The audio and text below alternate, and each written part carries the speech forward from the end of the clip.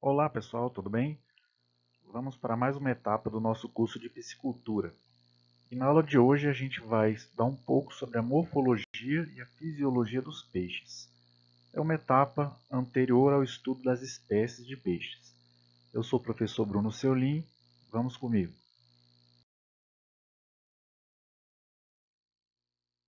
Existem milhares de espécies de peixes no mundo, né? A gente está acostumado a ver peixes de todos os tamanhos e formatos e cores, né? Se a gente vê, por exemplo, nessas imagens aqui, podemos ver uma quantidade de peixes, né, com características totalmente diferentes umas das outras. Então a gente tem peixes de tamanhos pequenos, peixes de tamanho grande, peixes que habitam mais o fundo, peixes mais de superfície, peixes marinhos, peixes de água doce, né, peixes com cores mais neutras, né, chegam a se camuflar no ambiente, peixes de cores mais vivas, peixes com a boca pequena, com a boca grande, com nadadeiras grandes e pequenas. Então, essas características elas têm a ver com o hábito de vida do peixe, principalmente. Então, a gente consegue, observando o formato do corpo do peixe, da cabeça do peixe, a cor do peixe, identificar o hábito alimentar e o local que ele vive. É bem possível a gente conseguir fazer essa relação, né? E os peixes, eles têm, como eu falei, essa diversidade muito grande de espécies, né? Então é importante que a gente conheça as principais características morfológicas dos peixes e a sua fisiologia, antes da gente estudar a questão das espécies. Os peixes têm tantas diferenças porque o peixe não é uma espécie em si, né? Não existe uma espécie chamada peixe. O peixe é um grupo, né, de animais aquáticos, né, que estão dentro de duas classes principais. Então a gente chama comumente aí de peixe esses animais. Então na classificação, de uma forma bem resumida, né, o peixe ele está dentro do reino animal, né, reino Animalia, filo Chordata, e eles fazem parte então, eles estão em duas classes, os Osteíctes e os Condrictes. Os Osteíctes são os peixes ósseos e os Condrictes os peixes cartilaginosos. Existem mais de 28 mil espécies catalogadas de peixes. Dentre essas 28 mil espécies, nós temos uma pequena parcela, né, de peixes que tem características que se adequam à produção racional, né, que tem um potencial zootécnico, né, de produção e consumo.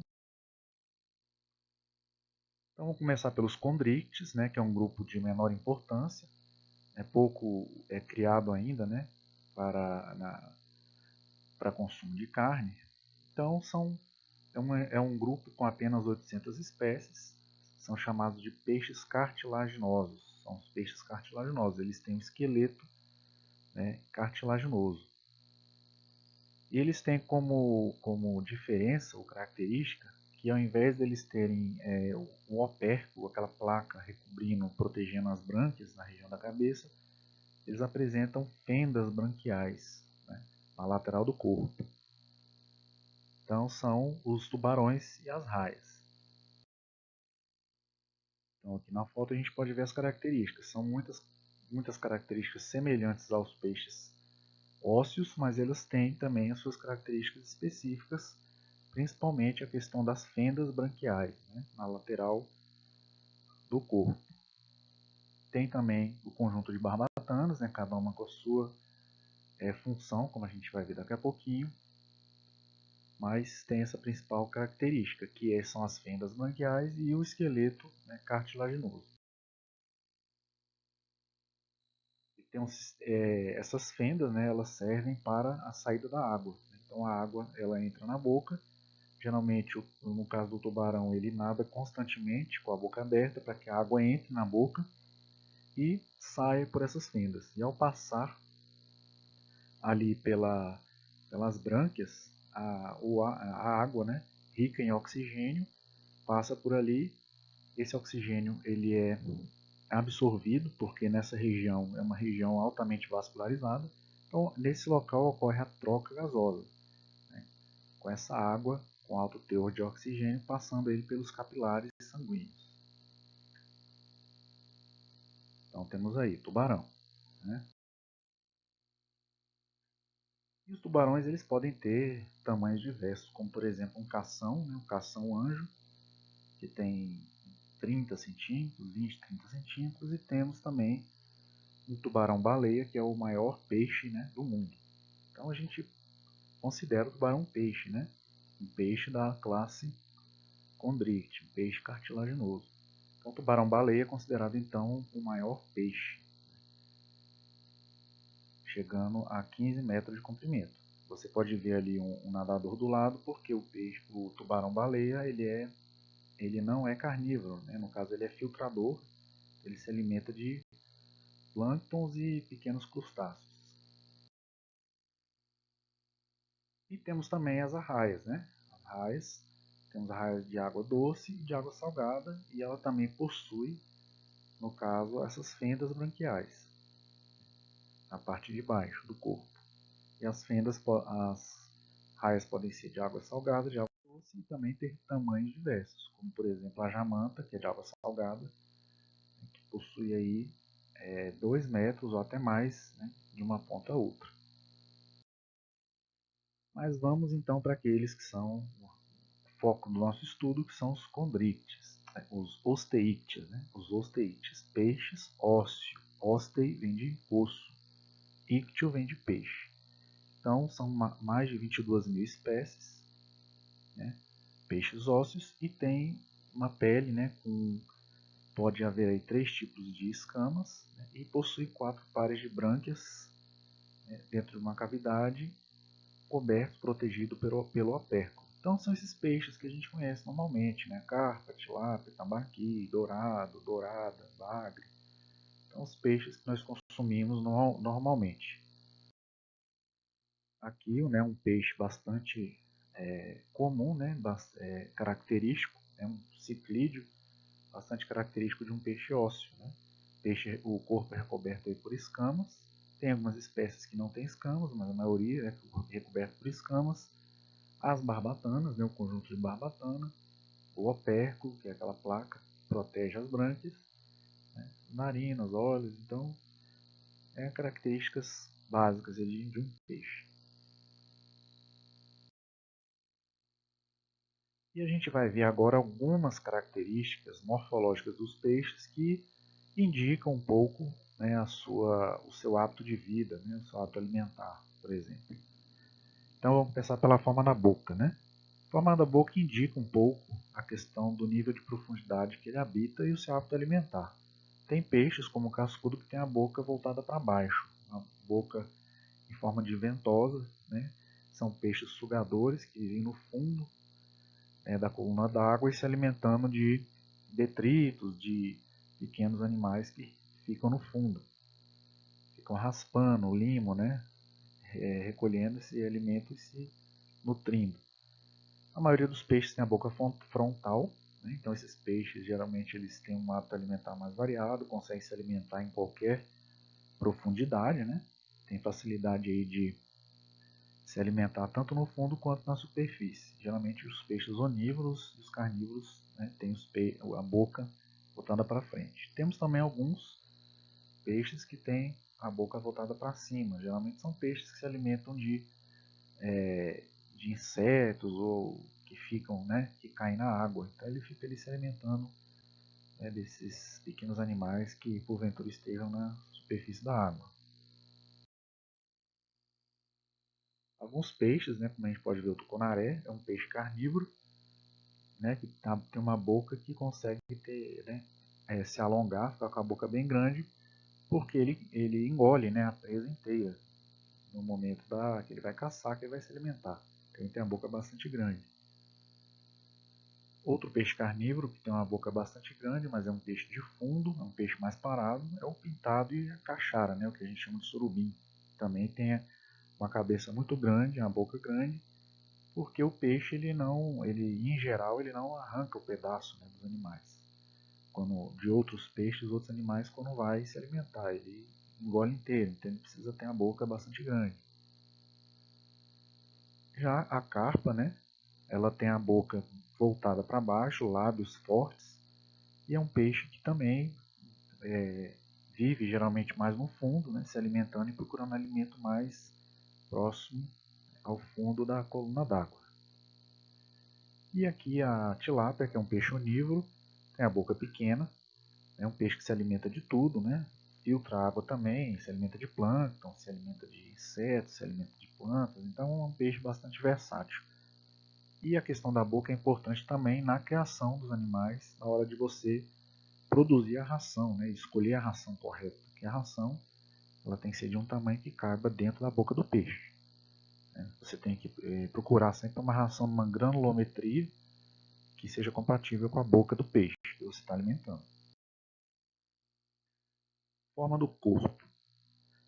Existem dois tipos básicos de forma de corpo. Um que tem o corpo achatado lateralmente, peixes compridos.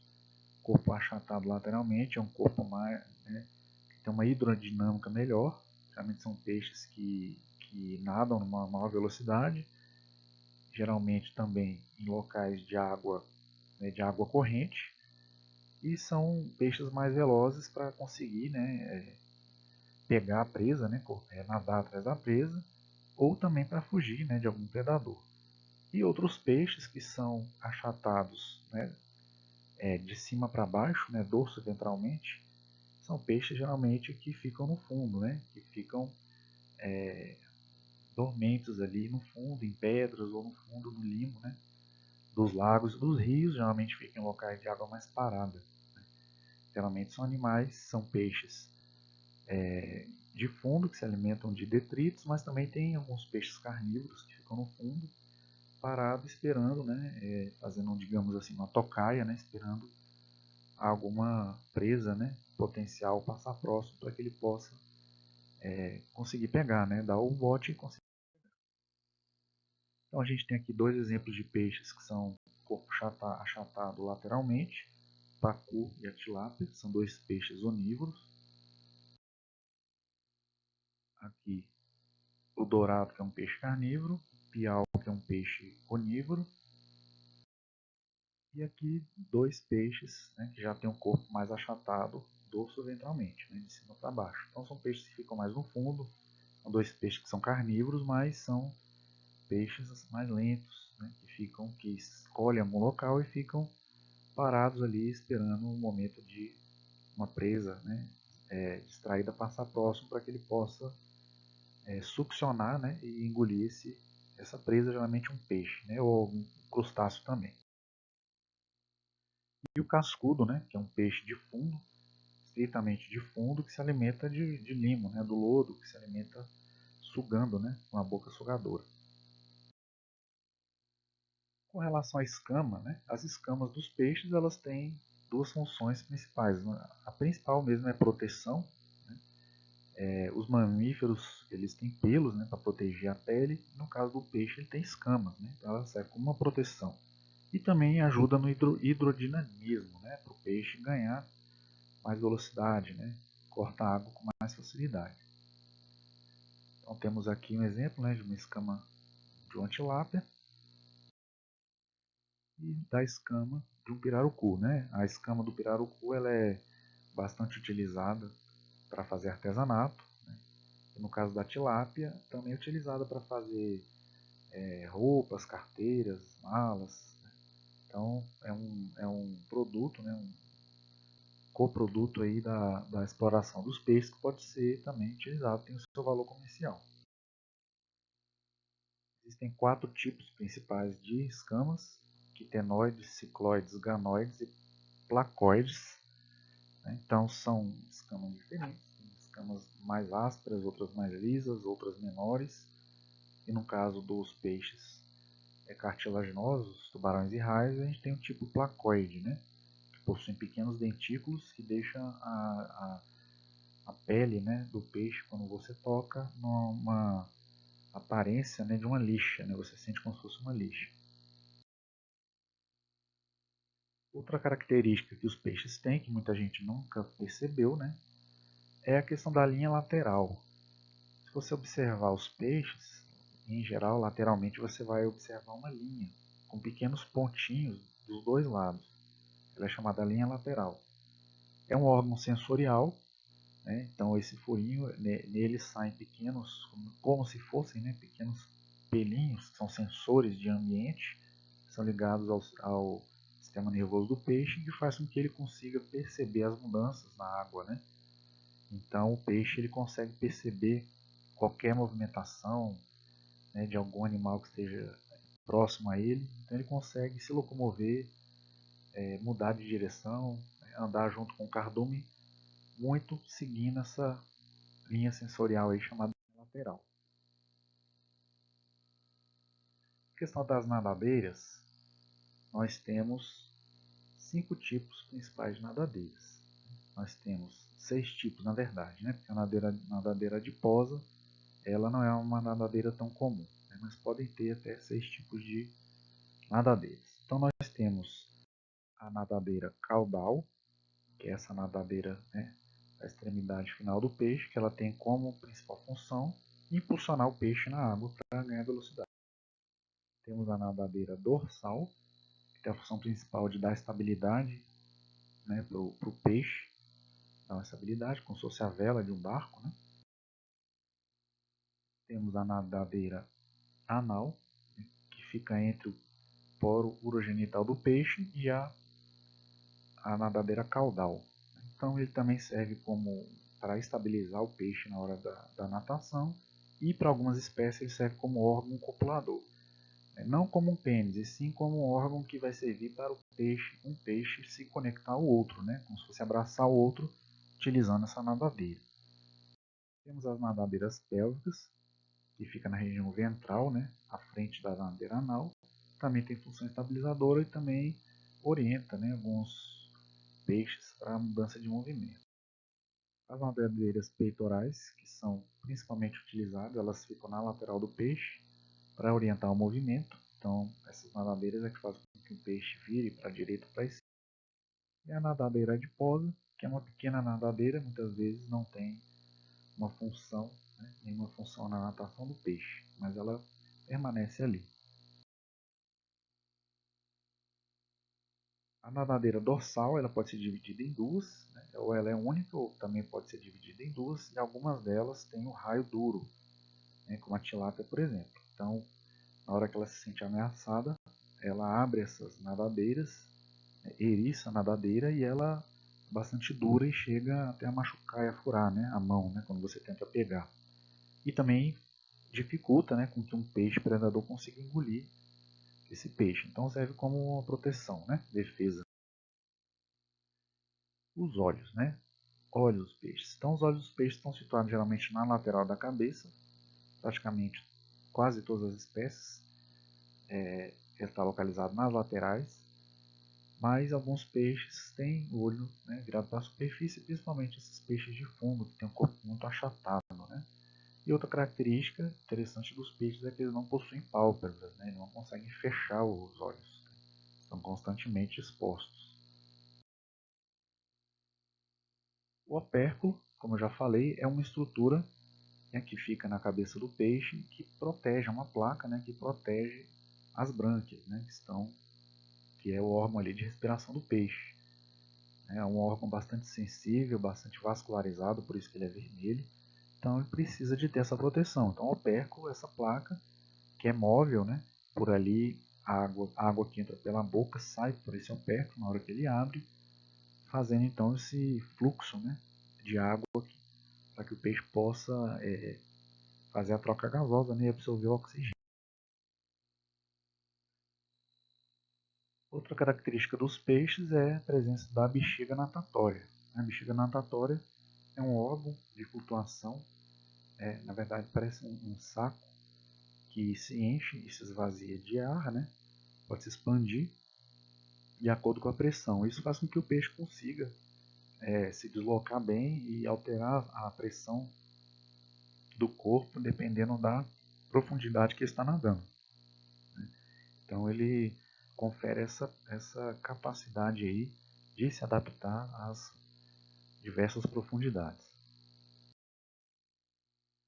Com relação à cor, né, muitos peixes têm uma cor bastante simples, né, são monocromáticos ou têm, vamos dizer, rajados que fazem com que eles fiquem camuflados, né, aonde eles se encontram, né. Alguns bagres, por exemplo, são bastante marrons, eles têm cor de lama, né, do fundo, então eles ficam ali bastante escondidos, camuflados, né, esperando, por exemplo, uma presa desavisada passar perto. A gente tem o tucunaré, que ele tem como a característica essa mancha em formato de olho na cauda, que acreditam-se que seja para confundir as presas, né? Que ao olhar o peixe não se confunde com a cabeça, né? A gente pode perceber que a mancha da cauda ela é mais viva do que o próprio olho do peixe, então isso pode causar uma confusão na presa e facilitar que ele possa capturar. E alguns peixes alguns querem se esconder e outros querem aparecer, né? Esse peixe da direita, por exemplo, é um peixe pequeno, um peixe bastante frágil, um tipo de baiacu, e ele tem essa cor, ele chama atenção, mas os outros peixes evitam, né, se alimentar dele porque ele possui toxina, né? Então, se um peixe tenta comer ele vai sentir a queimação, vai sentir a toxina e evita sempre se aproximar e ingerir, né, e tentar se alimentar de um peixe desse. Então, ele já tem essa cor como um alerta. Com relação ao aparelho respiratório, né, como eu já falei, os peixes eles têm brânquias, né? Alguns peixes têm pulmão, né, pulmão e brânquias. Alguns peixes, a maioria deles só tem os arcos as brânquias, né, que são formadas por um arco branquial. Eles podem ser cartilaginoso ou ósseo, e esse arco ele sustenta alguns filamentos, né, os filamentos branquiais. E nesses filamentos branquiais eles são recobertos aí por arteríolas, né, por microvasos, né, que fazem com que haja possibilidade de troca gasosa apenas pelo contato da água, né, rica em oxigênio, com essa estrutura. Então a água rica em oxigênio entra pela boca, passa por essas pelas brânquias, ocorre a troca gasosa, o opérculo se abre e essa água pobre em O2 ela é liberada. Por isso que a gente observa que o peixe fica abrindo e fechando a boca constantemente. Nesse momento em que ele abre e fecha a boca, ele está apenas respirando, na verdade. Por isso que é importante a água ter uma certa quantidade de oxigênio e que a gente possa estar sempre aferindo, né, essa quantidade de oxigênio.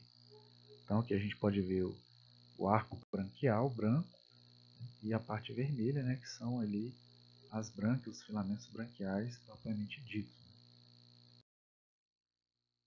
Alguns peixes eles possuem, né, um pulmão, são peixes pulmonados.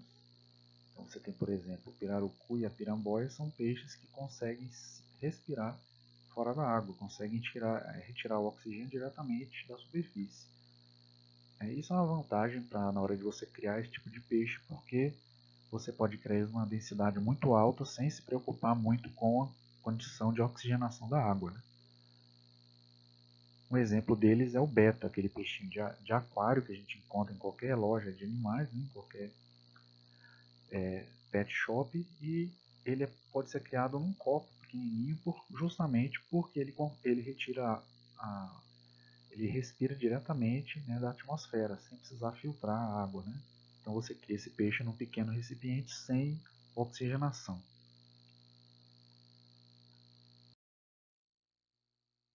Com relação ao aparelho digestório, nós temos os peixes em geral, eles passam por transformações durante a vida e mudam, né, o hábito alimentar. Assim que os peixes absorvem o vitelo, né, que é presente no ovo, eles começam a se alimentar e normalmente eles se iniciam, né, a alimentação consumindo fitoplâncton e zooplâncton que estão presentes flutuando, né, na água. Então eles filtram e se alimentam desses pequenos seres, né, vegetais e animais que estão ali presentes na água, na fase que a gente chama aí de larva e pós-larva, né, desses peixes. Em seguida eles vão definindo o seu hábito alimentar. Alguns passam a se alimentar de vegetais, outros só de animais, e a grande maioria acaba se alimentando tanto de vegetais ou animais, né, que são os peixes. Então são três grupos principais, né, que a gente pode dividir os peixes. Tem os herbívoros, que são poucas espécies conhecidas, né? A mais conhecida aí que a gente cria, né, de forma comercial é a carpa-capim. São poucos os peixes herbívoros. Geralmente esses peixes eles têm uma estrutura de mastigação, têm dentes especializados em triturar o capim ou o vegetal. Geralmente eles não têm, não têm estômago, ou quando tem um estômago pequeno, e geralmente possuem o intestino muito comprido, para que haja tempo de digerir todo esse alimento, né? Já que é um alimento que ele consegue aproveitar pouco. Em geral, uma carpa dessa ela consome quilos, né, de vegetais por dia e consegue aproveitar muito pouco disso. E tem que se alimentar constantemente. Temos a carpa-capim, que é o principal, e temos a piapara também. Os onívoros, né, a maior parte das espécies de peixes são onívoros, são aquelas que se alimentam tanto de origem animal quanto vegetal, né? Então, uma dieta mista. Só que cada peixe onívoro ele tem a sua preferência. Tem peixes onívoros que têm uma preferência por se alimentar de frutos, de vegetais. Outros têm uma preferência em se alimentar de animais, mas eles aceitam qualquer tipo de dieta. Portanto, são peixes excelentes para se criar em cativeiro, já que eles aceitam, né, uma diversidade de alimento maior. Então temos a tilápia, né, como principal aí, peixe mais conhecido. Temos o pacu, temos também o matrinchã, né? Temos aí o lambari e o tambaqui, né? Então, entre os peixes mais conhecidos aí, onívoros, né, que a gente encontra aí nas criações aí de peixe de água doce. E por fim, os carnívoros, são aqueles peixes que se alimentam de outros animais, né? Carne de outros animais. Podem ser peixes, podem ser insetos, podem ser larvas, podem ser crustáceos, né? Uma dieta variada. Então temos aí o tucunaré, né? Dourado de rio, a traíra, né? A piranha, e temos também o pintado. A maioria dos peixes carnívoros, né, grande parte, engole o peixe inteiro, né, mas alguns, né, como o dourado, a piranha, a própria traíra, possuem dentes pontiagudos e muitas vezes arrancam, né, os pedaços dos peixes para engolir. Um exemplo aí é que a gente pode verificar de bocas muito diferentes e que indicam hábito alimentar é, por exemplo, a cachorra, que é um peixe aí carnívoro predador à esquerda, uma boca grande com dentes afiados, e à direita o curibatá, que é um peixe sugador bentófago, ou seja, aqueles peixe que vive no fundo, né, se alimentando de detritos, de limo, né? Então são dois peixes com bocas bastante diferentes e hábitos também muito diferentes. E uma característica que a gente consegue observar, né, que muda muito de acordo com o hábito alimentar, é o comprimento do intestino. Em geral, os animais herbívoros têm um intestino muito grande, né? A carpa, cabeça grande, por exemplo, ela tem um intestino que tem 15 vezes o comprimento do corpo, né? 15 vezes o comprimento do corpo, o intestino. Os peixes onívoros são intermediários, por exemplo, você tem aí uma tilápia com 5 a 6 vezes o tamanho do próprio corpo, né, em comprimento de intestino. Já os peixes carnívoros têm um intestino curto. Né? Os peixes carnívoros eles têm o estômago grande e o intestino curto. Já os peixes herbívoros têm o estômago pequeno ou inexistente e o intestino bastante comprido. Como a gente pode ver nessa foto, o herbívoro, né, e o carnívoro. Isso se deve ao hábito alimentar, né? O peixe carnívoro se alimenta precisa ter um estômago grande para poder ir forte, né, para conseguir armazenar o peixe inteiro, né, quando o carnívoro se alimenta. E a digestão quase toda desse alimento, que é proteína, né, é realizada ali no estômago. Já o peixe herbívoro, a maior parte da digestão ela vai ocorrer no intestino. Então ele precisa ter o intestino comprido para que haja tempo, né, para esse processo de digestão dos carboidratos, principalmente, acontecerem lentamente. Então é isso, né? De uma forma bastante resumida aí, a gente conseguiu ver um pouco aí das principais características morfológicas e fisiológicas dos peixes. No próximo assunto, né, que vai ser a questão das espécies, né, de peixes, então a gente vai continuar vendo então essas características que cada espécie tem e qual é a relação delas aí com o hábito de vida, hábito alimentar, né, hábito reprodutivo. Então a gente fica por aqui e aguardo vocês na próxima aula.